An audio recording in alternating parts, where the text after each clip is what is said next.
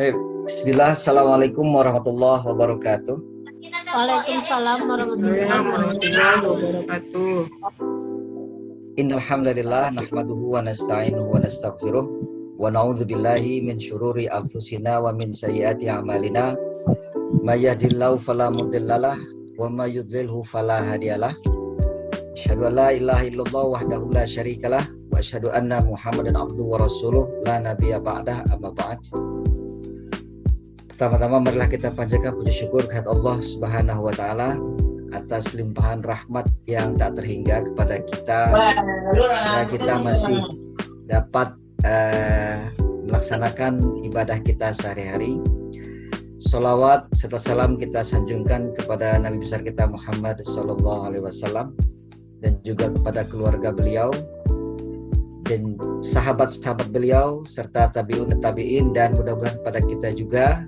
Semoga kita selalu senantiasa menjalankan sunnah daripada yang telah diajarkan oleh Rasulullah SAW. Al-Mukarram Ustaz Hazairin, dan terima kasih kepada juga Karam Ustaz Syafiq atas waktu yang diberikan. Alhamdulillah, dan juga kepada para ustazah dan asatidzah di SMP SMA Al-Fikri Islamic Green School Pekanbaru. Sebuah kehormatan pada malam hari ini, alhamdulillah saya diberikan kesempatan untuk bisa bersilaturahim di hadapan para ayah dan bunda sekalian dalam salah satu agenda ataupun kegiatan di Al-Fikri ini. Mudah-mudahan sesi kita ataupun acara pada malam hari ini sedikit memberikan sedikit gambaran terkait dengan masalah yang cukup erat dengan masalah pendidikan. Dan tentunya sebenarnya saya berbicara pada malam hari ini tidak lebih hanyalah sebagai seorang guru, di mana selama kurang lebih 34 tahun saya melaksanakan ataupun aktif dalam dunia pendidikan. Jadi mulai untuk mengajar di lembaga pendidikan itu sejak tahun 1987. Jadi mudah-mudahan kiranya pada malam hari ini kita bersama-sama dapat merefresh terkait dengan masalah pendidikan yang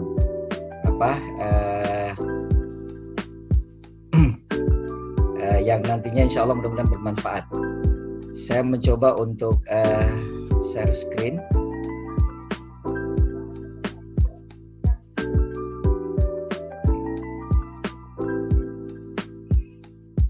Baik, ayah dan bunda sekalian, perkenankan saya untuk pada malam hari ini untuk menyampaikan satu topik, yaitu bagaimana kita ataupun kita mencetak generasi tangan di atas berdasarkan Al-Quran dan Al-Hadis Rasulullah SAW. Tentunya kita semua berharap bahwa generasi kita yang akan datang tentunya memiliki masa depan ataupun rencana, dan kemudian memiliki kesempatan yang lebih baik daripada hari ini. Ayah dan ibu sekalian, saya mungkin memulai dengan sebuah pertanyaan, ya, yaitu ini sedikit sebagai gambar tadi. Jadi mungkin sedikit pengenalan. Tinggal di Bogor dan memiliki 5 anak, yaitu Raffi, Rara, Rizik, Sakina, dan Sofia. Dan alhamdulillah saya berkesempatan untuk menimba pengalaman di Amerika Serikat sebagai konsultan pendidikan di sana, sehingga banyak hal yang barangkali insya Allah artinya yang saya dapatkan, dan kemudian hal ini mudah-mudahan bisa bermanfaat bagi generasi kita di masa yang akan datang dan bermanfaat bagi sekolah-sekolah Islam khususnya di Indonesia. Nah, saya ingin memulai Ibu sekalian. Tentunya kalau kita mencoba melihat ini ada pertanyaan, siapa yang ingin mendapatkan gaji tinggi?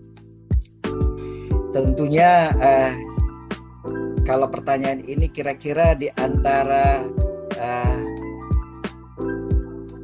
ayah dan bunda sekalian, ya, kalau bertanya pertanyaan seperti ini, kira-kira jawabannya siapa? Apakah semua ingin mendapatkan gaji tinggi?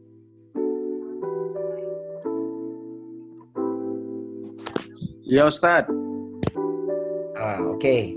Ada yang mungkin berpendapat tidak suka dengan pendapatan gaji yang tinggi?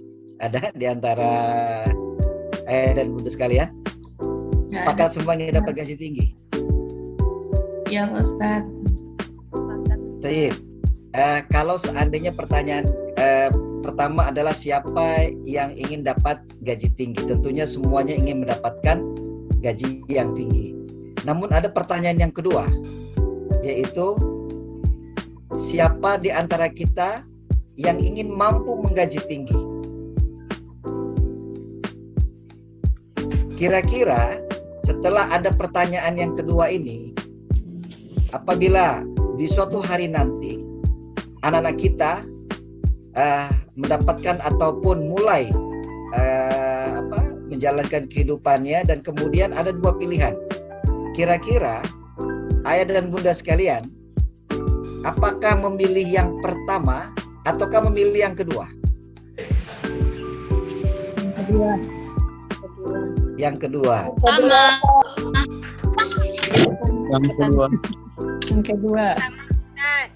kedua. Ada yang pertama?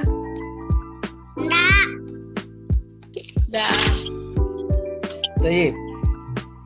Seandainya di antara dua pilihan ini, apabila pertanyaan pertama dapat gaji tinggi, maka dia mungkin mendapatkan gaji tinggi ya mungkin 1 bulan sekitar 50 juta atau 100 juta per bulan. Tetapi yang kedua, apabila mampu menggaji tinggi, berarti mampu menggaji orang masing-masing di atas 50 juta, di atas 100 juta misalkan, berarti anak-anak kita artinya memiliki penghasilan lebih daripada gaji tinggi tersebut. Betul gitu ya? Ya. Jadi kira-kira ayah bunda sekalian sepakat kira-kira anak-anak kita suatu hari nanti kita ingin mendapatkan mereka mampu untuk menggaji tinggi? Sepakat. Sepakat ya. Baik. Baik. Nah, oleh karena itulah maka kalau kita bicara begini, maka tentunya kita inginkan apakah anak kita kalau sudah besar ingin dia menjadi mampu menggaji tinggi ataupun yang tadi hanya dapat gaji tinggi saja, maka pilihan kita adalah mampu menggaji tinggi. Tentunya ayah dan bunda sekalian, untuk mencetak anak-anak kita mampu menggaji tinggi, ya, ini sangat berbeda cara belajarnya, persiapannya, ya, dari mereka yang hanya akan mampu mendapat gaji tinggi. Jadi pelajaran ataupun pola belajar mereka tentunya sama sekali berbeda. Pola belajar yang berbeda, pendekatannya berbeda, ya. Jadi kalau seandainya kita tadi sepakat bahwa kita ingin suatu hari nanti, ketika anak kita besar nanti, mereka suatu hari akan mampu untuk menggaji tinggi, maka tentunya kita harus komitmen, ya. Kita harus sepakat kalau kita ingin mencetak anak-anak kita suatu hari nanti mereka menjadi generasi yang mampu menggaji tinggi, maka komitmen kita adalah kita harus siap untuk memberikan pendidikan kepada mereka, yaitu sesuai dengan step-step ataupun langkah-langkah agar mereka untuk mampu menggaji tinggi tadi, ya. Baik.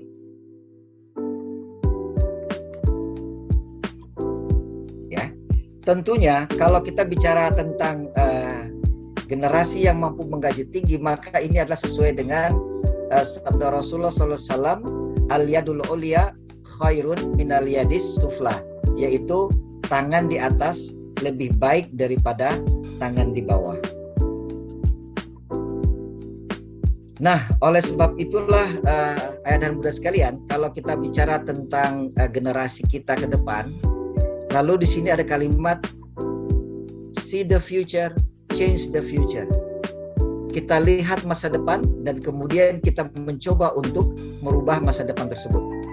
Hal ini sebenarnya adalah merupakan statement dari sebuah sumber ataupun sebuah referensi yang tersebut dalam Al-Quran, yaitu wal tanzur nafsun ma qaddamat liqad. Jadi hendaklah seseorang itu untuk melihat sesuatu yang akan datang dengan berdasarkan kepada apa yang telah dilakukan sebelumnya.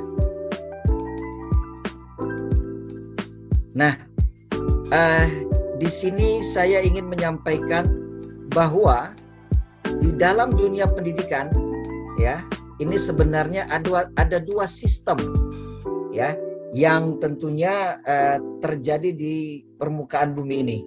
Jadi hanya ada dua sistem pendidikan yang ada di dunia, ya.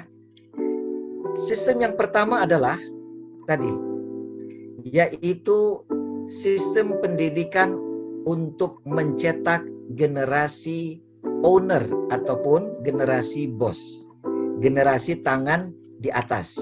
Artinya generasi yang memiliki kemampuan dan kemudian pada akhirnya adalah untuk mencetak generasi owner ataupun bos. Adapun yang kedua adalah yaitu sistem pendidikan untuk mencetak generasi pekerja. Ya. Jadi ayah dan bunda sekalian, sesungguhnya di muka bumi ini dimanapun itu kalau kita bicara tentang pendidikan yang ada, maka hanya ada dua sistem ini. Yang pertama mencetak generasi owner ataupun bos, yang kedua adalah mencetak generasi pekerja ataupun buruh. Nah, tentunya dua sistem pendidikan ini memiliki karakteristik yang cukup berbeda. Ya. Jadi karakteristik dua sistem pendidikan di dunia ini, kalau kita lihat, pertama, untuk mencetak generasi owner ataupun bos, ya, untuk mencetak generasi owner ataupun bos, maka pola pembelajarannya, kalau kita lihat di sini adalah pola pembelajaran itu TK, SD, SMP, itu polanya bermain, ya, polanya bermain. Nah, kalau untuk mencetak generasi pekerja, ya, untuk mencetak generasi pekerja, maka dari TK, SD, SMP sudah di-drill, dikasih soal ratusan soal, ya, diberikan bimbel berkali-kali, ya. Maka apabila sistem pendidikan ini pembelajarannya dari sejak TK, kemudian SD, SMP, ini sudah suruh ngerjakan soal, trial terus, maka kalau kita lihat dari pola pembelajaran seperti ini, maka sesungguhnya yang akan dibangun adalah sebenarnya generasi pekerja, ya. Lalu kemudian, nah, untuk mencetak generasi bos ataupun owner, maka pertanyaan kita kepada anak kita, nah, karena kita tadi sepakat, ayah bunda sekalian, kita ingin mencetak generasi yang mampu menggaji tinggi, artinya generasi bos. Maka pertanyaan kita atau pertanyaan orang tua ataupun pertanyaan guru kepada anaknya adalah, nah, jika kamu besar nanti, kamu ingin menciptakan apa? Ya, jadi pertanyaan ini akan sangat berpengaruh terhadap pola pikir anak-anak kita. Anakku sekalian, jika kalian besar nanti, apa yang ingin kalian ciptakan? Jika kalian besar nanti, kalian mau membuat apa? Jika kalian besar nanti, kalian ingin menciptakan apa? Maka dengan pertanyaan ini, ya, yang ada adalah anak-anak akan menjawab, saya akan menciptakan alat yang akan mampu untuk menyelesaikan pekerjaan ini dengan cepat. Saya akan menciptakan robot, saya akan menciptakan pesawat yang luar biasa, saya akan menciptakan. Jadi karena pertanyaannya adalah, jika kamu besar nanti, kamu ingin menciptakan apa? Maka jawaban anak kita adalah, saya akan menciptakan. Nanti saya akan bikin ini, saya akan bikin ini. Nah, ini baru pertanyaan ayah bunda sekalian. Dan pertanyaan ini sangat berpengaruh. Namun kalau untuk mencetak generasi pekerja, ya, tentunya pertanyaan yang biasanya adalah, nak, jika kamu besar nanti, kamu ingin jadi apa? Kalau besar nanti kamu ingin kerja di mana? Kira-kira ayah dan bunda sekalian, kalau pertanyaan ini kita sampaikan, kira-kira jawaban mereka apa? Biasanya jawaban mereka itu adalah jawaban-jawaban ataupun sebuah pernyataan di mana semuanya bersifat profesi. Ya, semuanya sifatnya profesi. Jadi kalau seandainya pertanyaan disampaikan, kamu kalau mau jadi apa? Nah, biasanya di sekolahan ataupun di rumah dan sebagainya, maka ya biasanya pertanyaannya itu mereka akan menjawab, dan jawaban-jawaban mereka itu semua terkait dengan pekerjaan. Artinya apa? Mereka akan menjadi pekerja masa depan. Ya, jadi dari pertanyaan saja ini sebenarnya sudah merubah cara pandang anak-anak kita dan juga mempersiapkan cara pandang anak kita. Kalau pertanyaan kita tadi, nak, kamu setelah besar kamu ingin menciptakan apa? Ya kan? Maka insya Allah anak kita akan berpikir, ciptakan apa ya? Oh iya, saya akan menciptakan ini.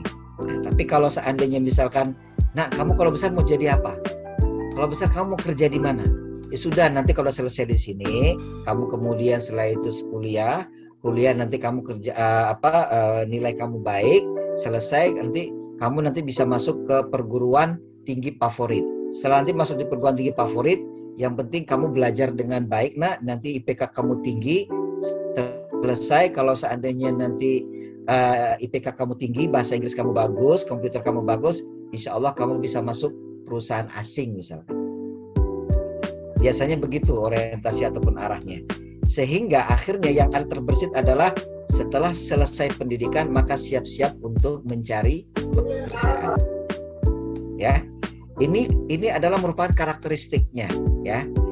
Kemudian selanjutnya adalah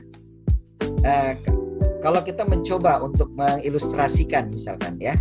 Kenapa tadi saya sampaikan bahwa cara belajar itu polanya adalah TK, SD, SMP bermain, ya. Adapun untuk mencetak generasi pekerja tadi adalah sudah langsung diberikan soal PR dan lain sebagainya. Nah, saya ingin sedikit memberikan ilustrasi kepada kita sekalian, ya. Jadi jika kita memiliki ataupun membeli motor yang baru ataupun mobil dari showroom, ya, kita membeli sebuah kendaraan yang baru. Lalu setelah itu kita bawa pulang masih dengan artinya dengan kualitas yang cukup bagus. Lalu besok harinya kita bangun pagi, kemudian setelah itu kita langsung ambil kunci, lalu kemudian mesin kita hidupkan, dan setelah itu kita bawa kendaraan tersebut dari Pekanbaru ke Bangkinang misalkan dengan kecepatan 100 km per jam setiap hari. Jadi setiap pagi itu bangun, ambil kunci, kemudian kita hidupkan, langsung kita bawa dengan kecepatan. Yang kedua adalah jika kita membeli kendaraan tadi, lalu kemudian setelah itu kita bangun, dan setelah kita ambil kunci, kemudian kita panaskan terlebih dahulu motor kita atau mobil kita ini, ya, antara 3 sampai 5 menit. Setelah itu baru kita bawa pergi, ya, jalan dari Pekanbaru ke Bangkinang dengan kecepatan 100 km per jam. Kira-kira di antara dua, ya, di antara dua ilustrasi ini, kira-kira mana yang kita rasakan akan lebih tahan lama? Yang pertama atau yang kedua? Kira-kira ayah bunda sekalian. Yang kedua. Yang kedua, ya. Kedua. Baik. yang kedua. Nah, kenapa yang kedua ini jauh lebih tahan lama dan kemudian bisa lebih baik? Karena yang kedua ini adalah dia dipanaskan terlebih dahulu, betul ya? Nah, seandainya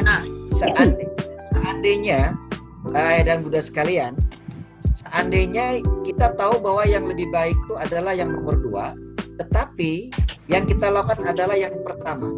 Jadi setiap hari, walaupun ini mobil baru, ya, motor baru, tiap pagi kita langsung hidupkan, langsung kemudian kita bawa ke jalan dengan kecepatan yang tinggi setiap hari.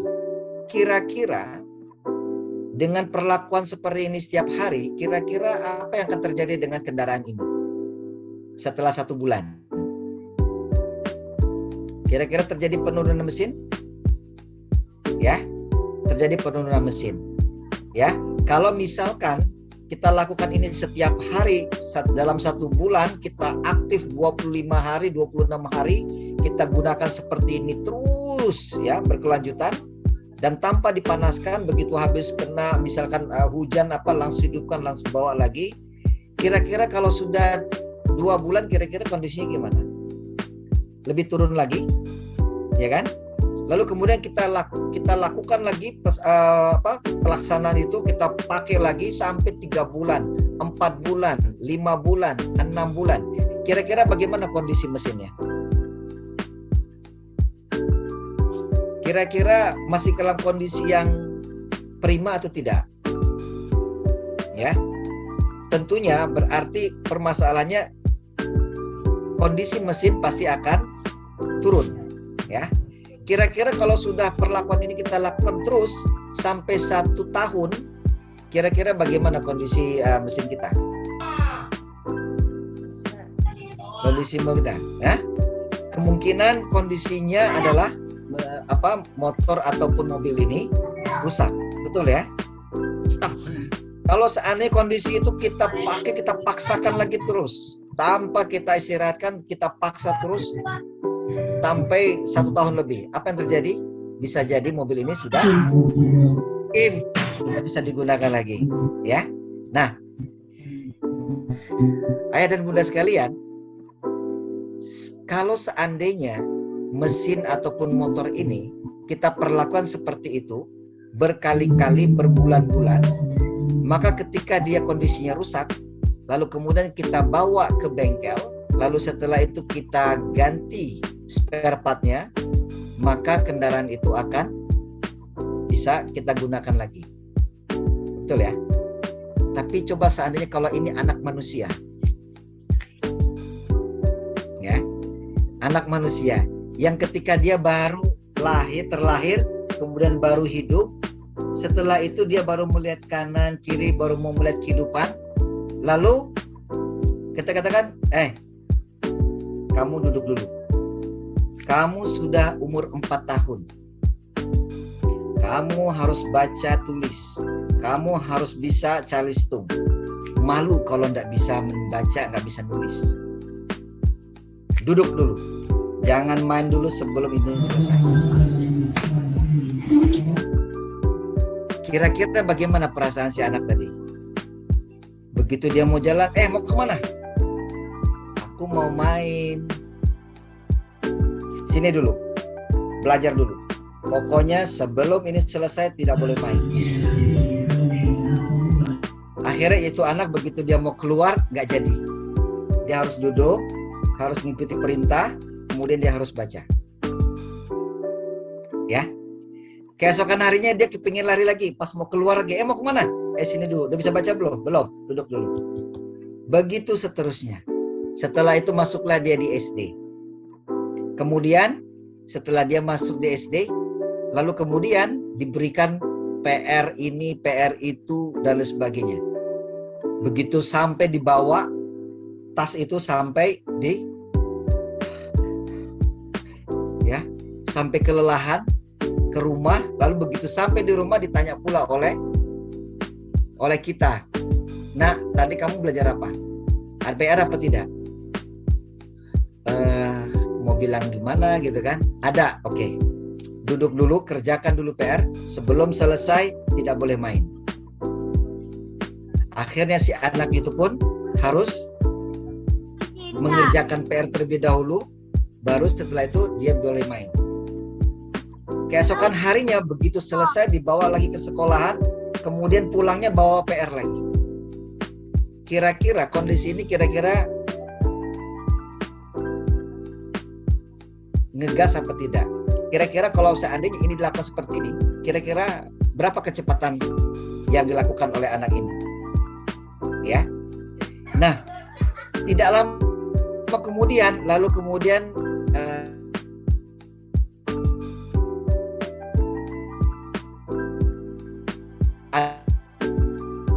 yang namanya perlombaan.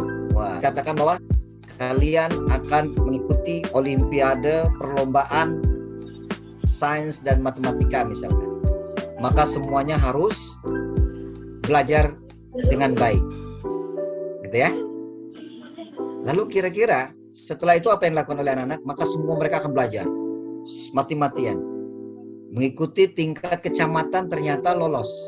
Lalu dinyatakan sukses, lalu kemudian masuk ke tingkat kabupaten. Kira-kira apa yang dilakukan oleh guru dan orang tua? Maka dia akan memberikan bekal lagi yang banyak. Latihan dan sebagainya. Ternyata di tingkat kabupaten lolos, masuk ke tingkat nasional.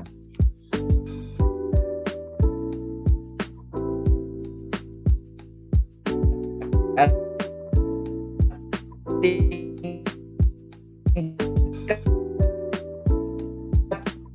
provinsi, ya, tingkat provinsi tadi cepat berapa kilometer dari anak ini, ya. Di tingkat provinsi ternyata lolos lagi masuk ke tingkat internasional misalkan. Maka kira-kira berapa kecepatan yang dilakukan? Nah, kalau tadi ya, seandainya kalau kita lihat tadi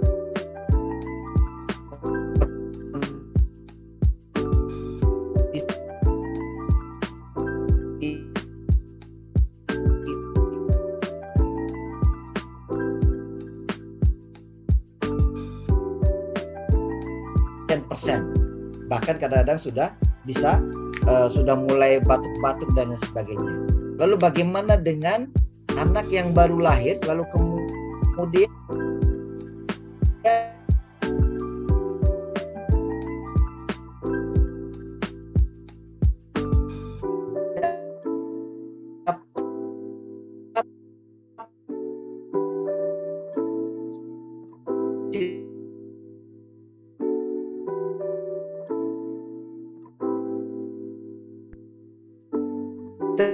terjadi penurunan tidak? Mana pada satu titik tertentu biasanya kita melihat anak-anak itu sudah mulai terjadi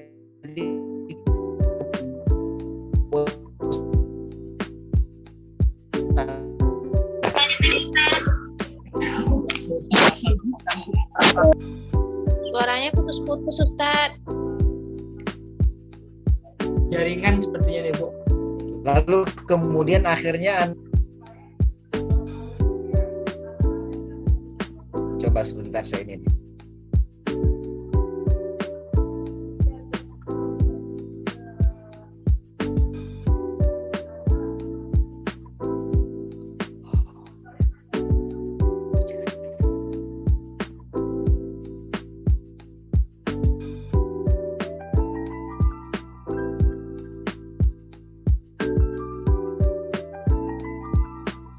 Sebentar.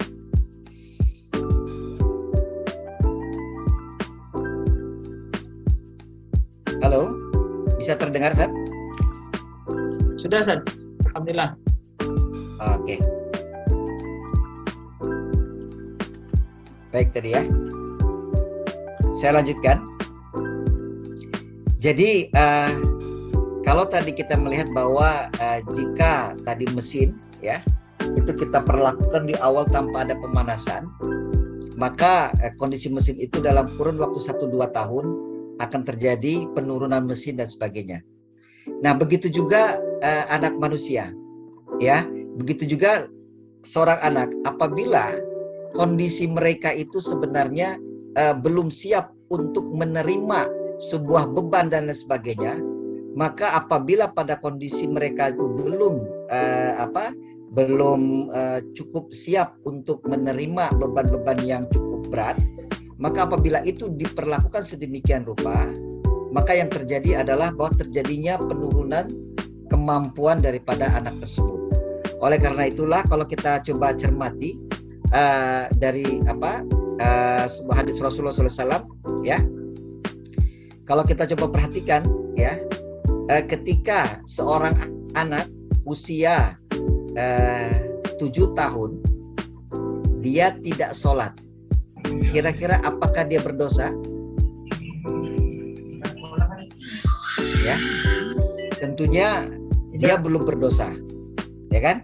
Apabila ada anak kita usia 8 tahun, kemudian dia juga belum melaksanakan puasa Ramadan, apakah dia berdosa? Dia belum berdosa, ya. Kapan anak kita itu mendapatkan dosa? Ketika anak tersebut sampai kepada ataupun akil balik, ya. Jadi anak kita mendapatkan dosa apabila sudah sampai waktunya dia akil balik. Tetapi hadis Rasulullah SAW mengatakan, ya, muru auladakum bisolah, suruhlah anakmu itu untuk sholat ketika usianya 7 tahun, dan pukullah dia ketika sudah berusia 10 tahun. Apa yang dimaksud dengan hadis tersebut? Padahal usia tersebut adalah usia di mana mereka belum mendapatkan yang namanya beban, ya. Tetapi Rasulullah SAW sudah menyuruh kepada kita untuk menyuruh anak kita sholat ketika dia berusia 7 tahun. Yang artinya bahwa di sini adalah ada sebuah terjadi proses pemanasan, ya. Terjadi sebuah proses pemanasan di mana apabila seorang anak tidak diberikan pemanasan terlebih dahulu untuk melaksanakan sholat, ya, maka apabila tiba waktunya nanti dia melaksanakan sholat, ini akan mendapatkan anak tersebut akan mengalami kesulitan yang luar biasa. Oleh karena itulah Rasulullah SAW memerintahkan untuk melatih. Jadi melatih ataupun membiasakan. Ini namanya pemanasan. Jadi dalam konsep dunia pendidikan, usia TK, SD, dan SMP, kurang lebih SMP di kelas 7, ya, itu adalah usia pemanasan namanya. Jadi yang namanya pemanasan itu adalah, kalau dalam mesin, itu mesin kita hidupkan, tapi kecepatan adalah kecepatan 0 km per jam. Mesin hidup, tapi kecepatannya 0. Artinya bahwa anak-anak itu tetap dia belajar, tetapi tidak digas, ya. Karena kalau seandainya digas itu berarti kondisi kendaraan itu akan berjalan. Tapi kalau kondisi pemanasan maka dia 0. Oleh karena itulah maka, ya, oleh karena itu kalau kita coba cermati di negara-negara seperti negara-negara Eropa ataupun Amerika, gitu ya, itu kalau misalkan ada disandingkan dengan anak-anak Indonesia, maka dalam sebuah olimpiade dan sebagainya itu pasti yang dimenangkan oleh anak-anak dari Indonesia, ya. Nah, jadi ayah dan bunda sekalian, seandainya tadi kita melihat bahwa kendaraan yang dipanaskan terlebih dahulu itu jauh lebih baik, maka begitu pula dengan dalam konsep pendidikan anak-anak kita, di mana kita harus memahami bahwa ada periode pemanasan, lalu kemudian setelah itu mulai diberikan beban. Nah, kalau kita melihat daripada hadis Rasulullah SAW tadi, maka seorang anak itu siap untuk diberikan beban apabila waktu ataupun dia sudah akil balik. Nah, ini biasanya akil balik ini terjadi itu di usia kurang lebih di kelas 8 biasanya, ya, kelas 7 ataupun kelas 8, ya. Nah, disinilah baru mereka mulai diberikan sebuah beban, tapi mulai dari beban yang pelan kemudian menuju kepada beban yang lebih tinggi. Oleh karena itulah maka ketika mereka menginjak di usia SMA, nah disinilah saatnya mereka untuk sudah mulai melakukan sebuah kegiatan yang tadi dengan sebuah beban yang lebih tinggi dari sebelumnya, ya. Nah, ayah dan bunda sekalian, kalau kita lanjutkan, ya. Jadi untuk mencetak generasi bos atau owner tadi, maka cara belajarnya, pendekatan belajarnya adalah kegiatan yang harus mereka lakukan adalah mereka melakukan kegiatan menganalisa, mereka harus melakukan kegiatan riset, lalu kemudian melakukan laporan riset, lalu presentasi di depan kelas, dan penilaian yang kita lihat itu adalah hasil ataupun portofolionya. Jadi hasil kerja anak-anak kita itulah yang kita jadikan sebagai standar untuk penilaian mereka. Jadi kalau kita lihat pendekatan cara belajarnya, kalau untuk mencetak generasi bos ataupun owner, maka tidak lain adalah cara belajar mereka juga harus berbeda dari yang lainnya. Kalau kita perhatikan, kalau kita untuk mencetak generasi pekerja ataupun buruh, maka kita akan lihat, ya, maka cara belajarnya dari awal semuanya dihafal, rumus dihafal, ya, sampai struktur pemerintahan dihafal, menteri-menteri dihafal, presiden-presiden dihafal dan sebagainya, semua dihafal, ya. Dan kemudian melihat hasil ukuran kesuksesan itu melihat dari unsur angka, ya. Jadi ketika dilihat angkanya tinggi, wah ini berarti sukses. Jadi standar untuk melihatnya adalah standar angka, ya. Nah, saya ingin sampaikan kepada kita di dalam kesempatan ini, ya, ayah dan bunda sekalian, bahwa kondisi otak anak kita, ya, yang hanya kompatibel untuk dihafal itu hanyalah Al-Qur'anul Karim. Jadi selain daripada Al-Quran ataupun hadis Rasulullah SAW, karena hadis Rasulullah SAW itu adalah merupakan juga wahyu dari Allah Subhanahu Wa Taala. Jadi kondisi ataupun yang bisa dihafal, yang kompatibel, yang cocok bagi manusia untuk dihafal itu adalah Al-Quran dan hadis Rasulullah SAW. Selain itu bukan untuk dihafal, tetapi dianalisa, diteliti, dicermati, dilatih, dilaksanakan ataupun dipraktekkan. Maka polanya demikian. Kenapa saya katakan dengan menghafal lalu kemudian ini cocok kompatibel? Karena salah satu daripada nama Al-Quran ini adalah ar-ruh, yaitu adalah jiwa, ya. Jadi semakin seorang anak menghafal Al-Quran, maka kecerdasannya, jasadnya akan semakin kuat. Kenapa? Karena ada ar-ruh dengan jasad bersatu dan kemudian memperkuat dirinya. Oleh karena itulah ayah bunda sekalian, tidak ada seorang hafizul Quran itu yang boleh dikatakan tidak cerdas, ya. Jadi kalau kita melihat seorang hafizul Quran, maka bisa dipastikan anak tersebut memiliki kecerdasan yang cukup baik. Pasti anak tersebut tekun, pasti anak tersebut jauh daripada maksiat sebenarnya.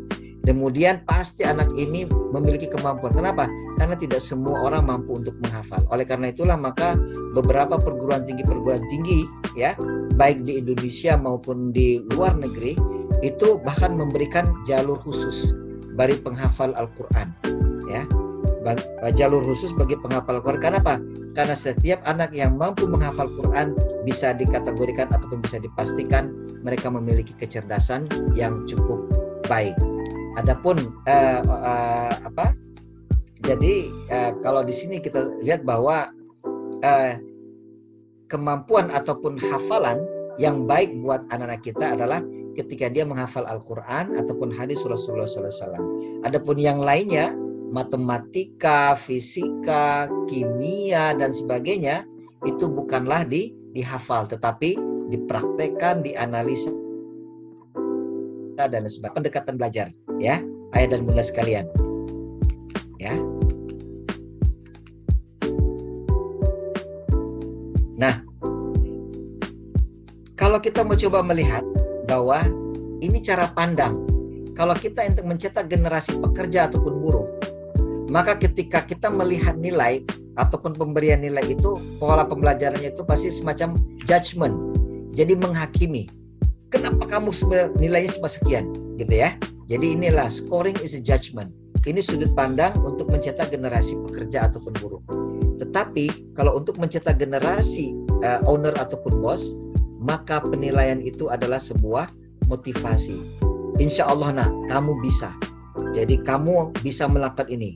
Hari ini mungkin kamu belum sanggup melakukannya, tapi insya Allah kamu yang akan datang, kamu akan bisa melakukannya. Jadi yang terjadi adalah membangun motivasi yang cukup kuat, ya, untuk mencetak generasi owner ataupun bos yang sangat kuat dan tangguh. Maka yang harus terbangun dari anak tersebut adalah mereka butuh motivasi yang tinggi, bukan sebuah penghakiman. Kenapa kamu nilainya sekian? Emang kenapa? Ini pasti ada masalah dan sebagainya. Itu jangan sampai. Kenapa? Karena ketika anak itu dalam proses pembelajaran, mereka itu sebenarnya proses sedang mengidentifikasi, mencari, dan kemudian mencoba mereka menyelesaikan permasalahannya. Oleh karena itulah, maka kita harus memiliki sudut pandang yang sama, bahwa untuk melihat generasi akan datang, maka nilai itu adalah sebagai motivasi. Jadi ketika mereka misalkan belum sanggup untuk mencapai tertentu, tidak apa-apa nak, kamu insya Allah bisa melakukan ini.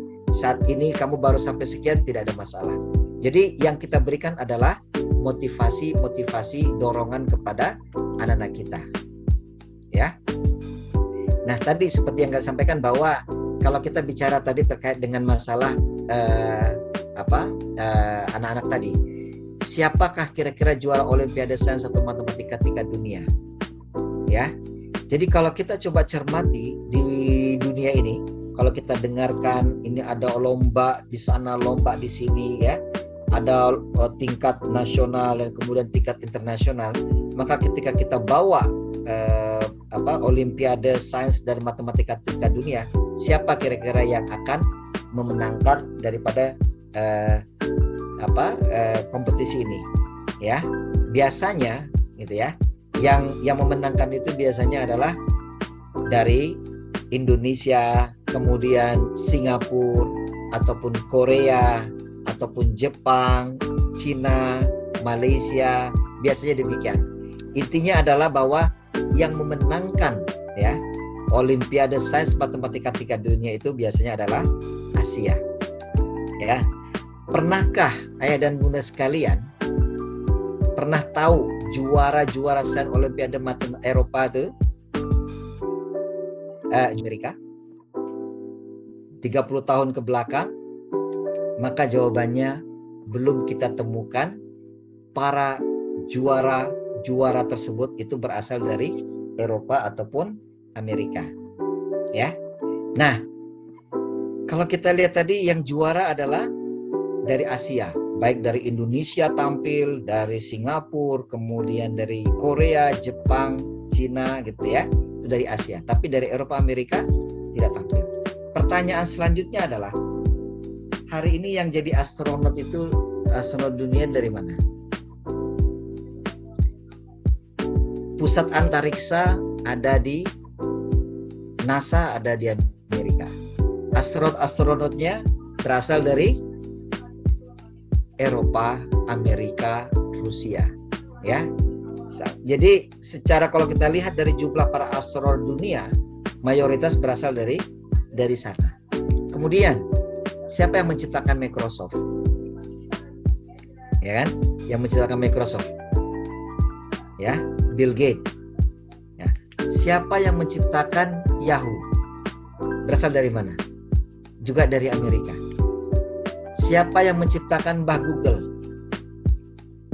Yang setiap saat kita search engine, kita cari dan sebagainya, ya, juga diciptakan oleh Amerika.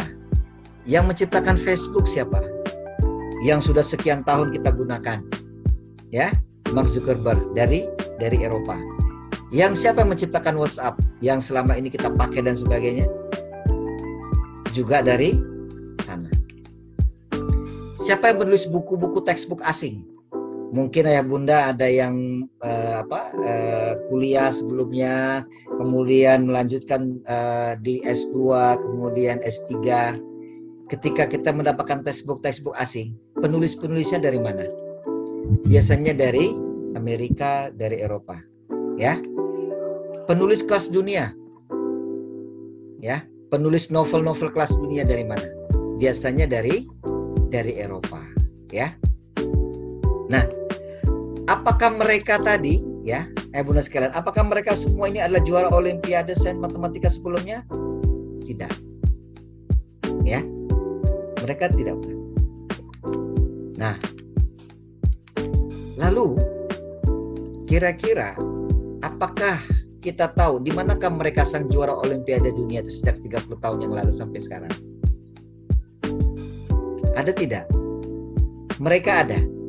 Ya, di mana? Mereka ada, mereka bekerja di perusahaan-perusahaan para bos-bos, owner-owner tadi. Yang mana cara belajarnya itu adalah ketika masih SD, ya, TK, SD, SMP, cara belajarnya mereka bermain. Yang dimaksud di sini bermain adalah, jadi cara belajarnya itu bukanlah dengan cara misalkan duduk manis, kemudian catat buku, kerjakan soal, sebagian tidak. Tetapi cara belajar mereka itu adalah mereka dilatih untuk mengobservasi. Mereka dilatih untuk mengamati situasi. Mereka dilatih untuk mencoba, melakukan percobaan kesana kemari, ya. Jadi percobaan ini dilakukan, coba perlakukan ini dilakukan. Jadi cara belajarnya itu adalah cara belajarnya observasi, kemudian pengamatan, lalu kemudian belajar menuliskan laporan dan sebagainya, sampai setelah mampu mengungkapkan pendapatnya. Begitulah terus yang dilakukan oleh anak-anak sejak mulai TK, ya, sejak mulai TK mereka sudah melakukan seperti itu. Jadi cara belajar mereka itu bukannya duduk kemudian mendengarkan lalu mencatat, tapi lebih kepada mereka bermain dengan cara apa? Mereka menanam, kemudian mereka mengamati jenis tanaman ini dari mana, lalu kemudian mereka belajar bagaimana cara merawat tanaman dengan baik dan sebagainya. Oleh karena itulah, maka dengan pola seperti ini, itu kelihatan mereka bermain, tapi sebenarnya mereka belajar bagaimana mengamati dan bagaimana melakukan sebuah pengamatan, penelitian dan sebagainya. Inilah istilah yang kita gunakan, itu adalah dengan melakukan ketika di level SMP dan SMA, itu namanya kita melakukan pembelajaran berbasis riset tadi. Nah, kalau kita coba cermati ya bunda sekalian, sebenarnya sejarah daripada pendidikan atau pelajaran riset ini, ya, kalau kita coba cermati itu sebenarnya kita lihat dari peradaban dunia, ya, di mana semua temuan-temuan yang hari ini digunakan oleh dunia seperti otomotif, kemudian satelit, kemudian pesawat terbang dan sebagainya, kalau kita coba cermati, ini semuanya adalah ditemukan oleh ilmuwan-ilmuwan Islam, ya. Penemu pesawat Abbas ibn Firnas, kemudian Al-Jazari penemu otomotif, yang menemukan motor, ya, yang menemukan pola bagaimana, yang menemukan jam tangan, ya. Kemudian Al-Haytham yang menemukan kamera, ya kan, optik dan sebagainya. Kemudian yang menemukan satelit itu ditemukan oleh seorang wanita jenius, yaitu Maryam Al-Astrolabi. Temuan-temuan ini ditemukan oleh ilmuwan-ilmuwan Islam itu di abad-abad ke-8, ke-9, 10, 11, 12, 13. Inilah yang di masa-masa yang dikatakan masa jaya masa keemasan peradaban Islam pada waktu itu, ya. Dan pada masa itulah ditemukan berbagai macam teknologi yang alhamdulillah yang sampai hari ini digunakan oleh masyarakat di seluruh dunia. Nah, kenapa sampai, atau kalau ketika kita coba cermati, ditemukannya satelit, kemudian ditemukannya motor, kemudian ditemukannya alat-alat kedokteran, ditemukannya konsep pesawat dan lain sebagainya, tentunya ilmuwan Islam ini mereka memiliki referensi. Kira-kira referensi mereka itu apa? Kalau kita coba cermati di abad-abad di tahun 800-an, di tahun 900-an, maka tentunya seorang ilmuwan dan sebagainya ketika mereka menemukannya mereka punya referensi. Yang jelas ketika kalau kita coba cermati maka referensi mereka adalah Al-Quran. Ya. Al-Quranul Karim sebagai referensi mereka untuk mengamati kejadian alam. Oleh karena itulah ayah dan bunda sekalian, kalau kita coba cermati di sini, ya, ayat yang pertama diturunkan oleh Allah Subhanahu Wa Taala kepada Rasulullah Sallallahu Alaihi Wasallam, yaitu surat Al-Alaq, ya, ayat pertama sampai ayat kelima. Apa ayat pertama berbunyi? A'udzubillahi minasyaitonirrajim. Iqra bismi rabbikal ladzi khalaq. Ya. Coba kalau kesana kita coba cermati ya bunda sekalian, ketika ayat ini turun, ya, disampaikan kepada Jibril pada saat itu, apakah pada saat itu Jibril, ya, itu membawa buku lalu kemudian tunjukkan kepada Muhammad, wahai Muhammad, ya Muhammad, Iqra, semacam itu? Apakah seperti itu? Atau Jibril datang lalu kemudian Rasulullah SAW memegang buku lalu kemudian Jibril memerintahkan, ya Muhammad, Iqra? Apakah demikian? Tidak, ya. Jadi ketika wahyu itu turun, tapi Jibril mengatakan pada Rasulullah SAW, ya Muhammad, Iqra. Kalau kita coba cermati ayat yang pertama ini, Iqra bismi rabbikal ladzi khalaq, maka dalam susunan ayat ini sebenarnya adalah susunan ayat yang istilahnya kalau dalam bahasa itu level yang, ya, artinya ini ayat wahyu, sehingga ayat ini mengandung makna yang sangat dalam sekali. Kalau kita coba cermati tafsir daripada ayat ini, itu kalimat, ya, Iqra bismi rabbikal ladzi khalaq, bismi rabbiknya itu adalah makna tauhid yang sebenarnya disampaikan oleh Jibril kepada Rasulullah SAW untuk menunjukkan atas nama Rabbmu, gitu kan, dengan kemahatinggian Rabb. Tetapi pesan yang ada sebenarnya adalah setelah Iqra itu kalimat berikutnya, Iqra alladzi khalaq, ya, Iqra alladzi khalaq. Artinya apa? Wahai Muhammad, bacalah apa yang telah Allah ciptakan. Ya. Artinya apa? Pesan yang disampaikan dalam wahyu ini adalah Rasulullah SAW diperintahkan untuk apa? Untuk membaca apa yang telah Allah ciptakan, yaitu alam semesta, ya, alam semesta ini.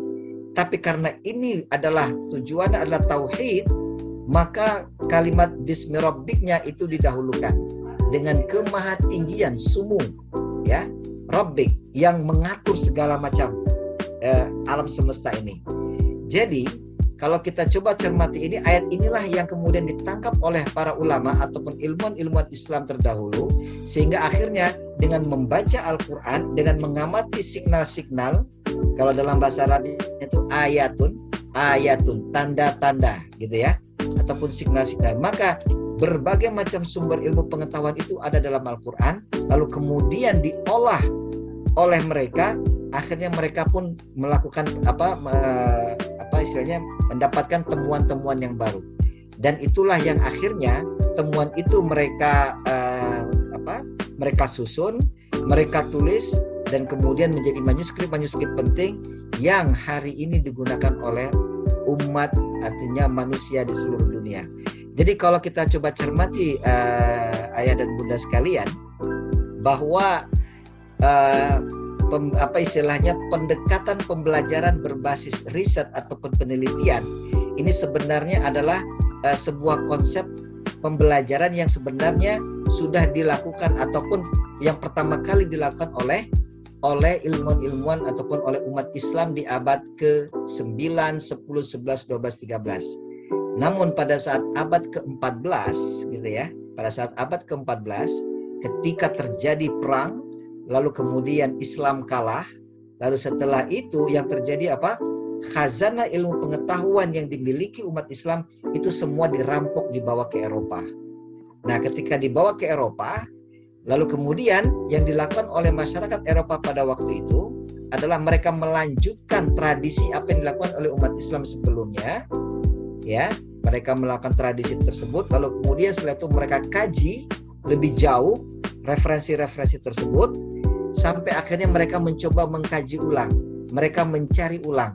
Maka itulah arti istilah yang mereka gunakan, yaitu re dan search. Kalimat research itu berasal dari kata re dan search, artinya mencari ulang, menapak tilas sumber daripada ilmu pengetahuan, di mana sumber daripada pola pembelajaran ini bersumber kepada kejayaan ataupun peradaban emas, peradaban Islam di era keemasan Islam di abad ke-8, 9, 10, 11, 12, dan 13. Jadi ketika kita menjalankan program ataupun pola pembelajaran berbasis riset, itu sebenarnya kita kembali ataupun mengembalikan pola pembelajaran yang pernah dilakukan oleh ilmuwan-ilmuwan Islam terdahulu, itu kita kembalikan sehingga pola pembelajaran kita adalah, kalau kita misalkan istilah itu kita istilahkan dengan istilah yang Islam, mungkin pola pembelajarannya itu ada berbasis tadabbur gitu ya, ataupun berbasis tafakur. Nah, jadi kembali yang di sini kita coba lihat bahwa mereka-mereka yang tadi ya, artinya mereka-mereka yang menghafal dan sebagainya, juara-juara itu mereka ada, tetapi mereka bekerja pada bos-bos tadi, di mana cara belajar bos tadi sebenarnya mereka adalah pola belajarnya itu berbeda dari yang cara belajar generasi yang memang pola pembelajarannya sangat konvensional ya. Nah, ayah dan bukan sekalian, apa efek daripada sistem pendidikan dengan mental pekerja? Ini yang sebenarnya ketika pola pendekatan tadi ya, antara mencipta generasi owner sama pekerja tadi, efeknya adalah, pertama yang kita coba cermati, efeknya adalah apa? Ilmu hanya sebatas pengetahuan ya. Dampaknya kalau kita lihat terjadi perkelahian di mana-mana, pergaulan bebas, korupsi, banyak preman dan sebagainya. Kenapa? Karena ilmu hanya sebatas pengetahuan. Ini daripada efek sebuah sistem pendidikan mencipta generasi kuli ya, pekerja. Kemudian yang kedua adalah ya,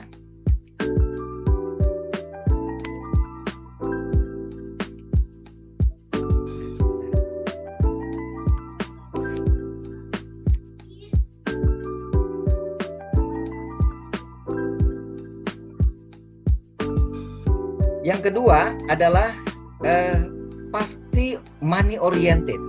Jadi lebih pada orientasinya selalu yang dilihat adalah uang. Ya. Jadi berbentuknya berpikir uang dan uang dan uang. Gitu ya. Jadi kalau ada apa-apa, begitu ada sesuatu wanipiro gitu ya, istilahnya ya. Jadi apa-apa kaitannya pasal ini. Padahal kalau berpikir memberi, maka seorang yang owner tadi selalu berpikir untuk dia berpikir memberi, tapi kalau bekerja selalu mengharapkan sesuatu, ya. Kedua, yang ketiga adalah pasti cara berpikir dengan mental pekerja pasti mereka latah. Artinya apa? Konsumtif sekali. Begitu ada produk baru pasti laris manis habis, ya. Dia selalu berpikir instan, kepingnya semua cepat. Apa-apa pinginnya cepat, gitu ya. Berpikirnya, udahlah yang penting ini, udah cepat, gitu kan. Bikin KTP cepat, bikin SIM mobilnya cepat, gitu kan. Kalau ingin misalkan ingin cepat kaya raya, kadang-kadang lalu mengambil jalan pintas dengan cara korupsi dan sebagainya, ya. Nah, pekerja biasanya pasti pasif, ya. Cara berpikir mereka itu nunggu perintah. Kalau belum ada perintah, bahasa mereka kan belum ada perintah, tunggu aja dulu, ya. Tapi kalau seorang bos biasanya sebelum diperintah dia sudah melakukan, gitu ya. Nah, pastinya karena dia pasif maka kreativitasnya sangat kurang sekali. Lelah, seperti saya katakan tadi, sudah diporsir terlebih dahulu, otaknya sudah diporsir untuk hal-hal yang mungkin kadang-kadang terlalu lelah dan belum waktunya sudah dihabiskan. Akhirnya ketika saat waktunya untuk beraktivitas ataupun menunjukkan eksistensinya, anak tersebut biasanya sudah lelah, ya. Lalu kemudian kemampuan otaknya biasanya sudah tidak kuat lagi, ya. Rusak sebelum waktunya. Nah, biasanya cara berpikir pekerja ini adalah oportunis. Yang dicari selalu ngejarnya yang penting jabatan. Kenapa? Karena jabatan terkait dengan pasti kompensasi penghasilan dan sebagainya. Lalu kemudian biasanya cara berpikir pekerja itu feodal, inginnya dilayani. Ya. Karena caranya kalau sudah dapat jabatan, maka dia merasa sebagai sudah yang menguasai, dan biasanya yang berpikir dia feodal. Ya. Jadi sudah merasa lebih tinggi dan kemudian yang lainnya harus melayani. Takut dengan tantangan, dia lebih memilih bekerja daripada berusaha. Ya, lebih bagus mencari pekerjaan daripada dia harus merintis sebuah pekerjaan. Begitu ditantang, ini ada sebuah peluang, coba rintis, kerjakan. Biasanya jawabannya, kayaknya capek, enakan kerja. Ini kondisi output ya. Ini adalah hasil dari sebuah perkiraan. Dan yang kalau kita coba cermati, lebih suka komisi daripada dividen. Jadi kalau misalkan ada sebuah project ya, biasanya yang dia pilih, kamu yang kerjakan, sini komisinya. Bukan pikir biar saya yang kerjakan. Itu ada tambang emas, biar saya yang kerjakan. Itu ada minyak, biar saya yang ngolahnya. Kita olah sendiri. Nah, gitu ya. Maunya begitu. Tapi cara berpikir, artinya mentalitas pekerja, itu biasanya nggak usah capek-capek, udah biar aja mereka yang kerja, kita dapat komisinya saja. Ya. Nah, dan lain sebagainya. Jadi sebenarnya efek daripada sebuah proses belajar itu berdampak kepada sudut pandang dan cara untuk menjalani aktivitas selanjutnya. Demikian mungkin ayah dan bunda sekalian, mungkin yang bisa saya coba sampaikan dalam kesempatan malam ini. Mudah-mudahan bisa memberikan suatu gambaran, dan silakan jika mungkin ada yang ingin ditanyakan. Demikian. Assalamualaikum warahmatullahi wabarakatuh. Waalaikumsalam warahmatullahi wabarakatuh. Jazakallahu khairan katsir kepada Ustaz Mustafa.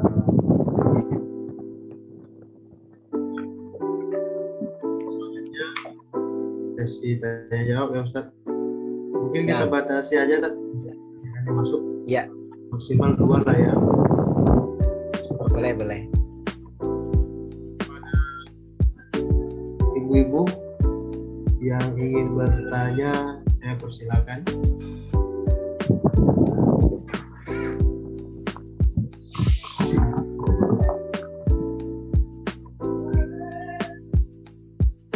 Ayo para bunda-bunda atau bapak-bapaknya yang ingin bertanya, saya persilakan.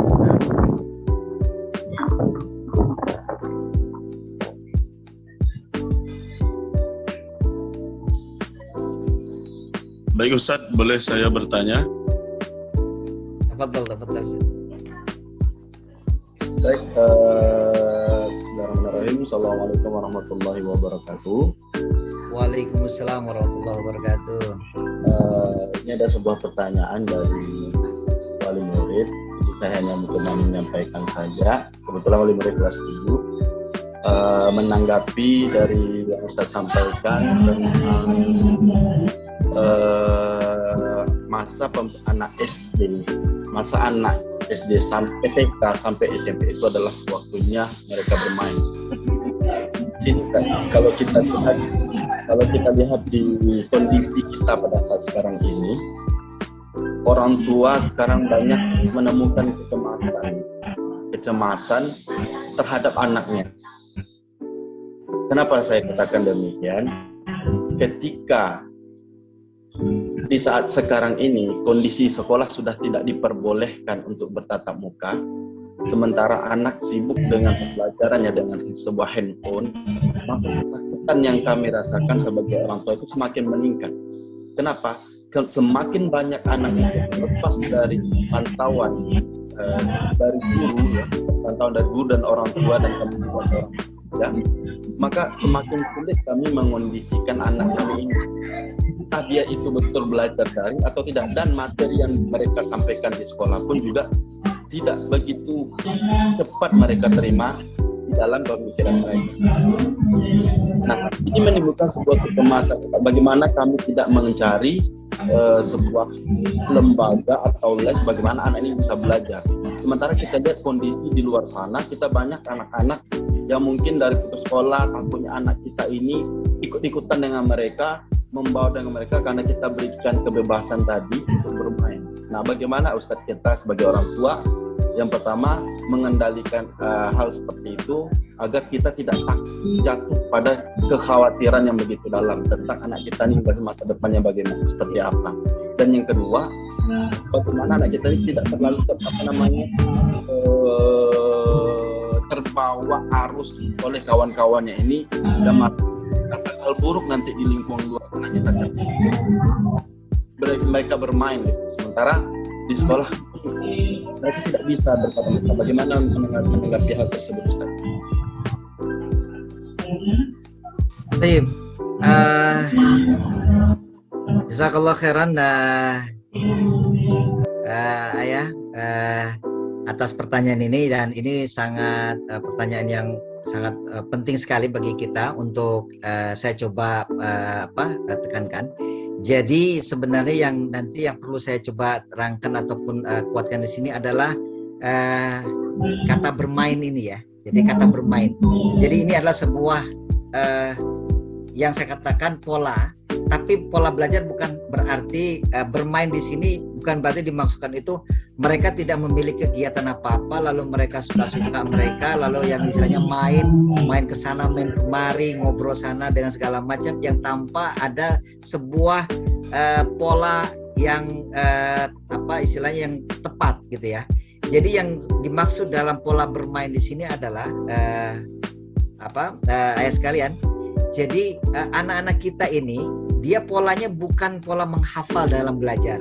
Jadi anak itu belajar, mereka disibukkan, tapi pola pembelajarannya itu pola belajar yang kalau di level untuk SD istilah kita bukan penelitian, tapi pola belajarnya observasi.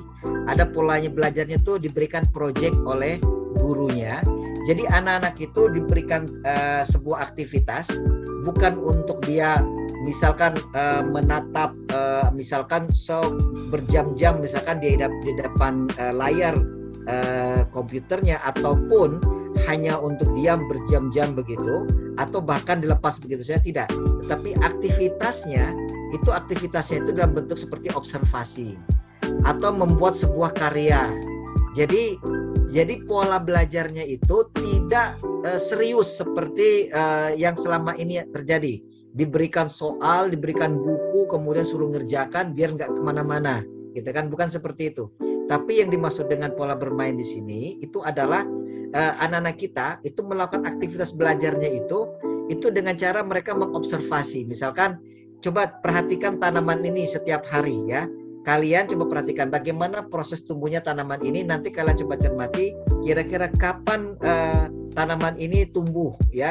Mulai berdaun itu setelah berapa hari. Lalu kemudian kira-kira setelah 7 hari kira-kira berapa sentimeter misalkan tumbuhnya. Jadi anak-anak itu dibawa dalam proses belajarnya itu dengan cara tadi mencermati, mengamati mencermati tanaman, kemudian mungkin melakukan sebuah eksperimen gitu ya, praktek-praktek dan sebagainya. Nah, itulah yang saya katakan tadi sebenarnya adalah pola bermain ataupun mungkin fun learning gitu ya.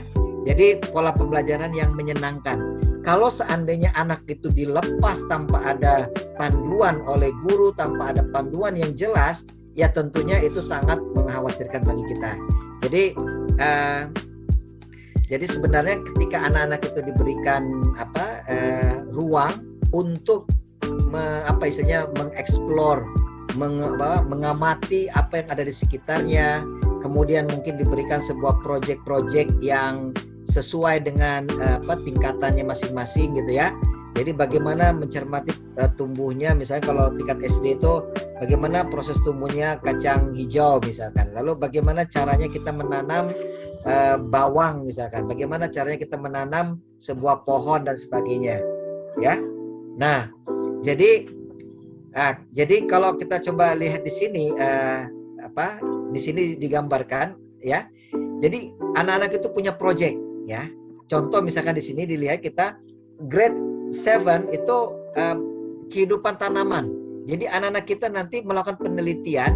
Jadi mereka itu tidak di dalam kelas atau ngerjain soal enggak, tapi mereka melihat melakukan sebuah penelitian tentang nanas. Bagaimana sebenarnya tanaman nanas ini sendiri. Itu dicermati. Jadi sejak awal mereka sudah melihat, oh ini jenisnya apa, kemudian tumbuhnya di mana, berapa lama kira-kira dari mulai tunas sampai terjadinya nanas tersebut. Lalu nanti kira-kira manfaatnya apa nanas tersebut. Nah, ini dicermati sehingga anak-anak kita itu lebih sibuk dalam mengamati daripada masing-masing itu. Ya, kemudian berikutnya kalau di kelas 8 ini semuanya karena kita, masya Allah, Allah sudah berikan kita anugerah yang luar biasa. Jadi tanaman-tanaman yang ada di sekitar kita ini, kita ingin anak kita tuh menjadi ahli di negaranya sendiri, menjadi ahli menjadi tuan rumah gitu ya di negaranya sendiri. Sehingga sumber daya alam yang begitu banyak ini tentunya perlu dicermati oleh anak kita. Jadi cara belajar mereka itu seperti itu. Jadi mereka mempelajari, misalnya pertama kali langkah mereka mempelajari jenis buah-buahan ya, dan juga berikutnya nanti jenis rempah-rempah ataupun tanaman-tanaman yang lain.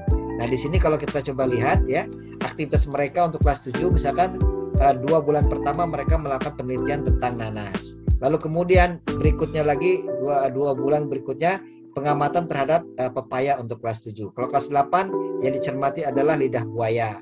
Lalu kemudian kelas 9, nah mereka mencoba untuk melihat kira-kira bagaimana kondisi daging ayam tadi. Karena kan kalau kita coba lihat di sini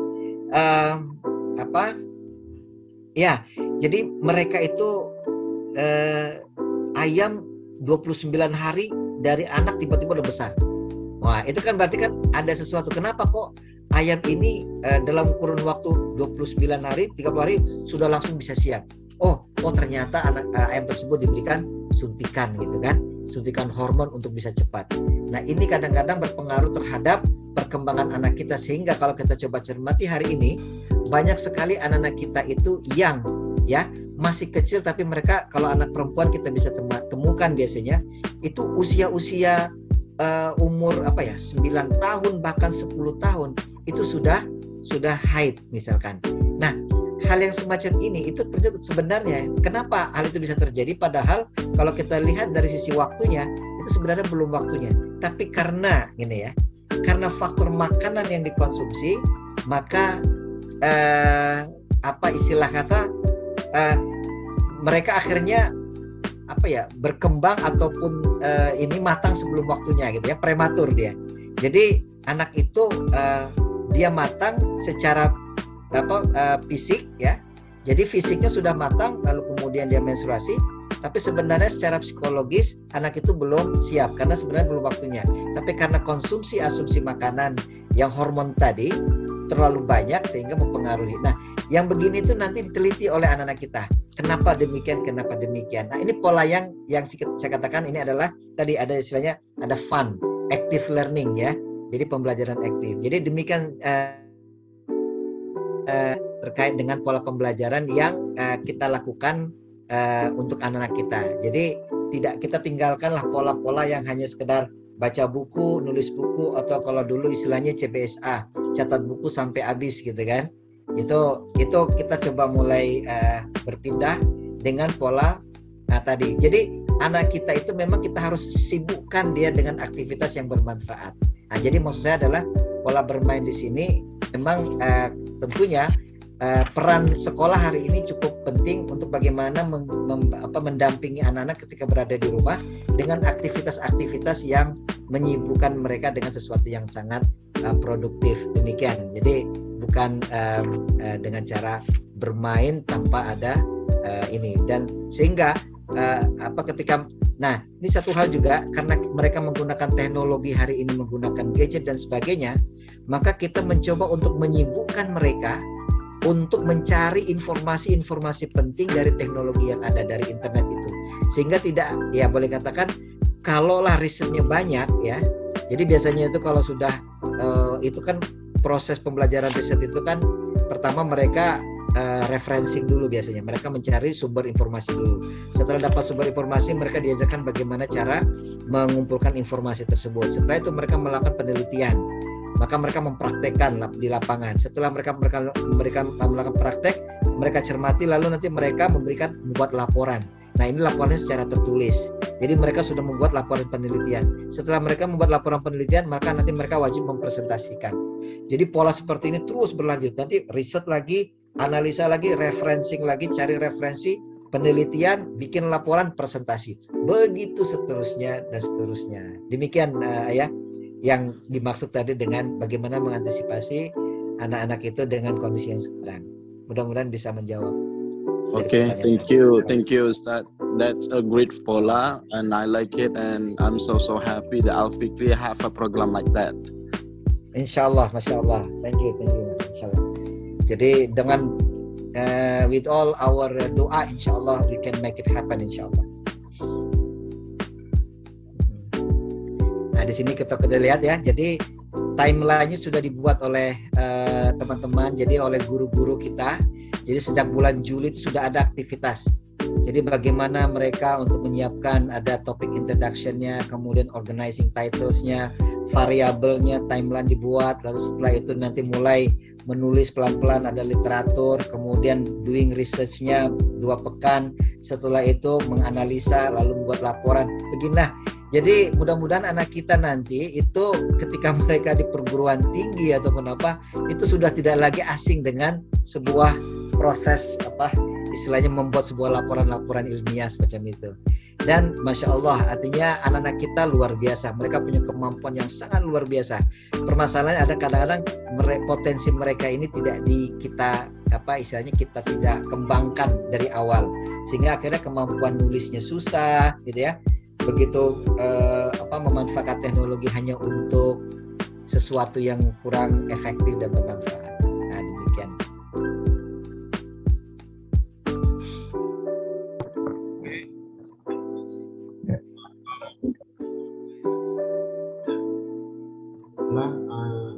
Pertanyaan yang luar biasa dan jawaban yang luar biasa juga dari Ustaz. Bahwasanya riset learning ini Bapak Ibu adalah cara belajarnya itu dengan cara fun aktivitas. Jadi kreatif gimana anak-anaknya ini akan melakukan observasi, ya ini dengan cara mencermati, mengamati serta membuat laporan dari hasil observasi. Nanti observasi akan mereka presentasikan. Jadi tidak cuma satu skill aja yang bisa didapatkan anak-anak, tapi juga kemampuan public speaking yang nantinya mereka akan ketika anak kita di presentasi Bapak Ibu. Seperti itu. Mungkin sudah cukup ya Pak Mustafa, karena jamnya sudah. Baik, insyaallah. Khair insyaallah. Mungkin langsung aja kita tutup diskusi kita pada hari ini. Sebelum saya tutup, sedikit kesimpulan dari saya. Pendidikan yang ditanamkan di dunia sekarang, bagaimana kita mencetak seorang bos atau alhamdulillah Al-Fikri sebagai sekolah SMP dan SMA di sini, insya Allah kita akan mencetak para orang yang nantinya akan mengisi bagian yang saat ini memang kita butuhkan. Insya Allah nantinya akan mengisi sebagai para usahawan yang dimana mereka bukan lagi sebagai para pekerja. Dan harapannya para generasi-generasi inilah yang nantinya akan menjadi warisan atau menjadi bahwasanya tangan yang di atas lebih baik daripada tangan di bawah. Generasi yang tangan yang di atas inilah yang ingin kita ciptakan. Kemana? Diskusi kita pada hari ini dengan lafaz hamdalah. Alhamdulillahirabbil alamin. Subhanakallahumma wa bihamdika asyhadu an la ilaha illa anta astaghfiruka wa atubu ilaik. Barakallahu fikum. Syukran. Assalamualaikum warahmatullahi wabarakatuh. Waalaikumsalam warahmatullahi wabarakatuh. Kan, alhamdulillah cukup sangat membuka pola pikir kita, terkhusus pada para mungkin menjadi ada yang ditambahkan. Tidak ada, kalau tidak ada langsung aja saya sebagai moderator mohon maaf jika ada kesalahan. Terima kasih kepada Ayah Bunda dari awal sampai akhir. Assalamualaikum warahmatullahi wabarakatuh. Warahmatullahi wabarakatuh.